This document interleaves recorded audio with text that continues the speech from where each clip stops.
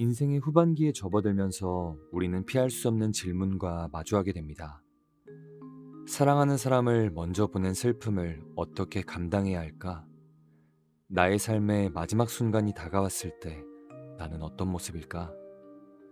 우리가 젊었을 때는 감히 입 밖에 내지 못했던 이 상실과 죽음에 대한 두려움, 고통은 노년의 삶을 무겁게 짓누르는 가장 큰 짐이 될 수 있습니다. 하지만 오늘 우리는 이 피할 수 없는 현실을 인생의 가장 위대한 완성으로 바꾸는 용기의 지혜를 배워보려 합니다. 죽음을 두려워하지 않았던 세 명의 거장의 이야기가 이 시대를 초월하여 우리에게 전하는 메시지는 똑같습니다. 매일 죽음을 준비하라. 그러면 매일 자유를 얻을 것이다. 지금부터 동양의 현자, 장자, 서양의 스토아 철학의 대가 세네카, 그리고 현대의 심리학자 엘리자베스 퀴블러 로스의 일화와 통찰을 통해 인생의 마지막을 가장 고결하고 평온하게 완성할 지혜를 찾아 떠나보겠습니다. 세 명의 인물은 각기 다른 방식으로 죽음을 정면으로 응시했습니다. 그들의 삶은 죽음을 피할 수 없다면 어떻게 받아들여야 하는가에 대한 명쾌한 해답을 제시합니다. 이 세 인물은 죽음을 끝이 아닌 삶의 일부로 설정함으로써 노년의 두려움을 평온과 성숙으로 바꾸는 길을 보여줍니다. 첫 번째로 알아볼 것은 장자의 지혜입니다. 장자의 지혜는 가장 개인적인 상실의 순간에서 나왔습니다. 어느 날 장자의 아내가 세상을 떠났습니다. 그의 친구 혜시는 당연히 장자가 슬픔에 빠져 있을 것이라고 예상하고 문상을 갔습니다. 그러나 혜시가 본 장자의 모습은 충격적이었습니다.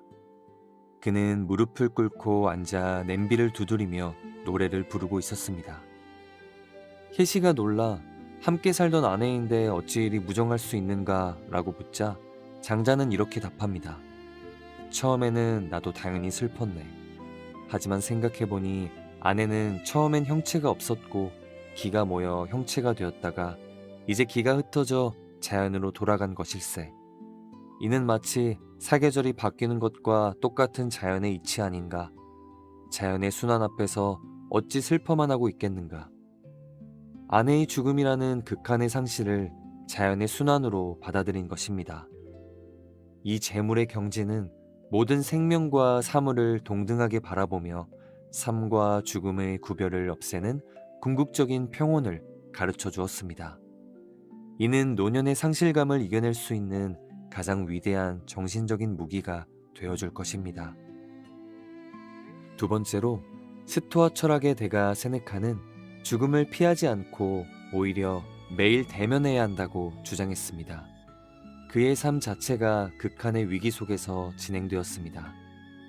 세네카는 폭군 황제 네로의 스승이자 조언자였습니다.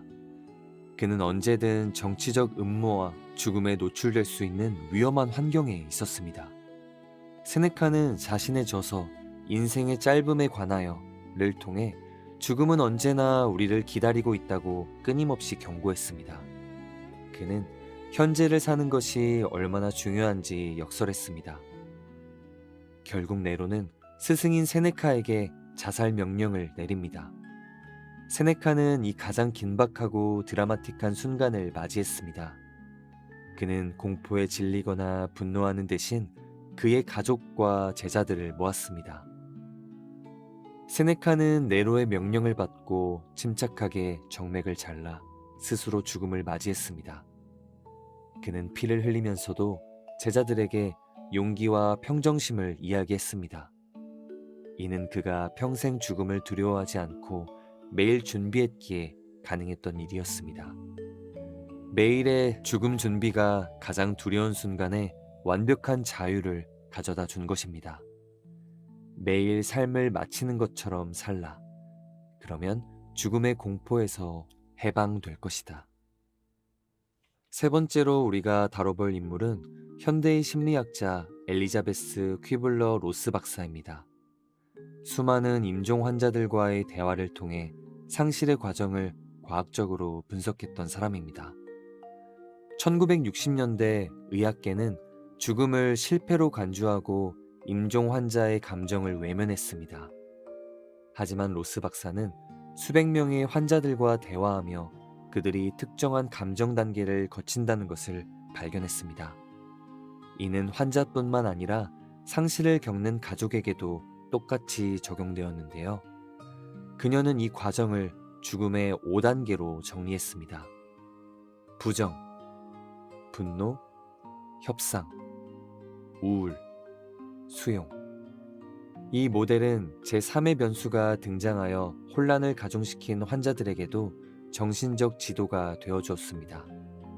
그녀는 죽음을 실패가 아닌 인생의 마지막 성장 단계로 정의했습니다. 가장 고통스러운 순간인 우울 단계를 지나 수용에 도달할 때 환자와 가족은 비로소 평온과 이해에 도달하고 삶의 의미를 재발견합니다. 이 5단계는 인간의 본능적인 반응이지만 이를 이해하고 따를 때 가장 아름다운 종결을 맞이할 수 있음을 보여주었습니다. 여러분, 우리는 이 세 위인을 통해 죽음과 상실이 결코 두려움으로만 끝나지 않음을 확인했습니다. 오늘의 핵심 교훈은 이것입니다. 죽음을 대면하는 용기가 곧 삶을 가장 풍요롭게 만드는 지혜라는 사실입니다.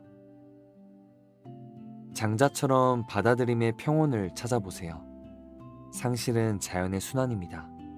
슬픔에 잠기는 대신 죽음을 통해 얻는 새로운 자유와 평온을 발견하는데 집중해 보세요.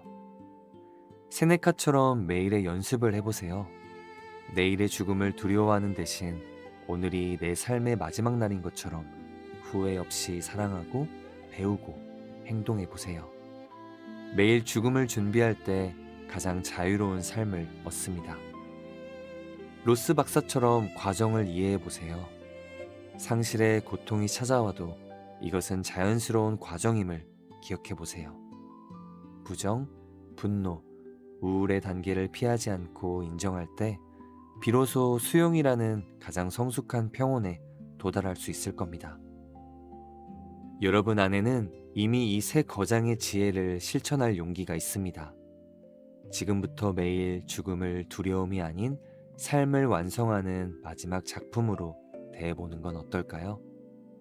여러분의 마지막 장이 가장 고결하게 완성되기를 진심으로 응원드리겠습니다. 오늘의 영상이 귀감을 주셨다면 좋아요와 구독으로 응원해주세요.